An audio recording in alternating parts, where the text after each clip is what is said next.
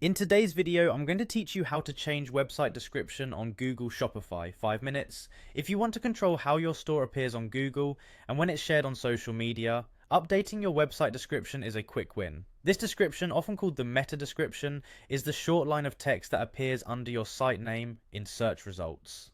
A clear, concise description can improve click-throughs and give shoppers confidence right away. Start by opening your Shopify admin in your browser. If you're not already signed in, log into your store so you land on the main dashboard. From the left-hand menu, select Online Store. This opens your storefront settings and theme controls. Next, choose Preferences. The Preferences page is where Shopify groups settings for SEO and social sharing. This is the right place to edit how your homepage appears on Google and when links to your site are shared on platforms like Facebook or X.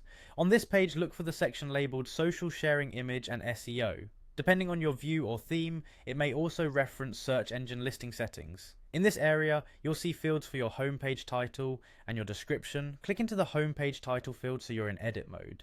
Even if you're mainly updating the description, it's helpful to glance at the title to make sure it aligns with your brand and main keywords. Then move to the description field and type your new website description.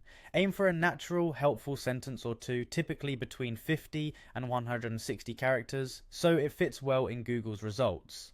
Include your core product or service, your unique value, and, if relevant, your location. Avoid keyword stuffing, all caps, or overly salesy language. Clarity and specificity work best. For example, instead of listing a dozen keywords, summarize what you sell and why someone should click. When you're happy with the wording, click Save. The Save button is usually at the top or bottom right of the page. After saving, Shopify will confirm your changes.